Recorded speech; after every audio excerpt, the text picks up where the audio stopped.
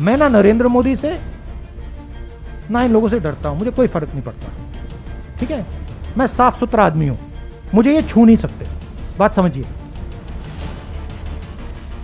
हाँ, गोली से मार सकते हैं वो अलग बात, मगर छू नहीं सकते।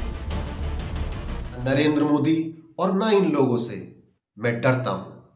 ये लोग मुझे छू भी नहीं सकते क्योंकि मैं साफ सुथरा आदमी हूं। वो बात अलग है, ये लोग मुझे गोली मार सकते हैं। ये बात कांग्रेस के पूर्व अध्यक्ष राहुल गांधी ने प्रेस वार्ता में कही। लेकिन राहुल गांधी ने ऐसा क्यों कहा, आइए जानते हैं।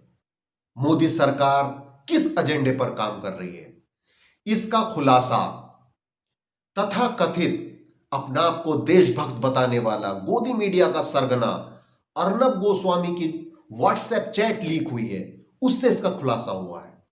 मुंबई पुलिस ने टीआरपी स्कैम में एक चार्जशीट फाइल की है जिसमें 500 पन्ने अर्नब गोस्वामी और एक्स सीईओ बार्क पार्थोदास के हैं।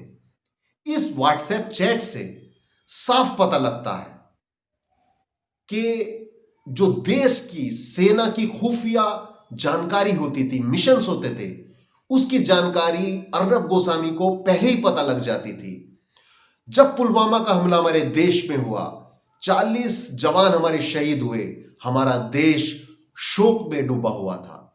लेकिन ये पत्रकार नहीं, ये दलाल जश्न मना रहा था, टीआरपी का जश्न मना रहा था। पुलवामा हमले के बाद जो भारतीय सेना ने जवाबी कार्रवाई की थी, उसकी जानकारी भी इस दलाल पत्रकार को थी।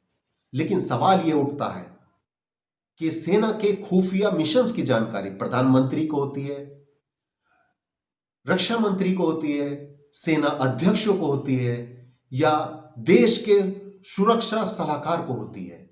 यह जानकारी इस तक कैसे पहुंची? और यह एक बात का और खुलासा हुआ है, इसने चैट में यह कहा है कि अब पूरी कार्रवाई हमारी सेना कर चुकी है, अब देश की जनता राष्ट्रभक्ति में भाजपा को जिता देगी, यानी भाजपा की सरकार 2019 में बना देगी। साथियों, यह साफ हो चुका है कि भाजपा देश में कितना खतरनाक एजेंडा लागू कर चुकी है। देश में नफरत और विपक्ष की आवाज को बुरे तरीके से दिखाना और आम जनता की आवाज को ऐसे पत्रकार दबा रहे हैं। ये पत्रकार सरकार का एजेंडा लागू कर रहे हैं और सरकार इनका एजेंडा लागू कर रही है। सवाल यह उठता है, देश की सुरक्षा से जुड़ी जानकारी लीक करना राष्ट्रद्रोह है। क्या हमारे देश की सबसे बड़ी जांच एजेंसी एनआईए इस केस की जांच करेगी?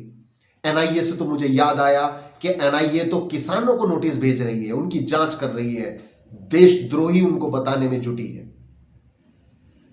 देश में जो आज माहौल है उसकी बारे में ही राहुल गांधी ने प्रेस वार्ता की थी और इसी खतरे को उजागर किया था। आरएसएस और बीजेपी देश में जो एजेंडा लागू कर रही है, इन पत्रकारों के माध्यम से देश की जनता को गुमराह कर रही है, देश के लोगों को झूठ परोस रही है।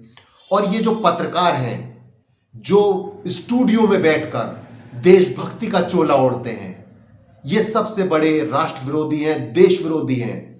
इसका खुलासा इनकी व्हाट्सएप चैट से पता लग चुका है।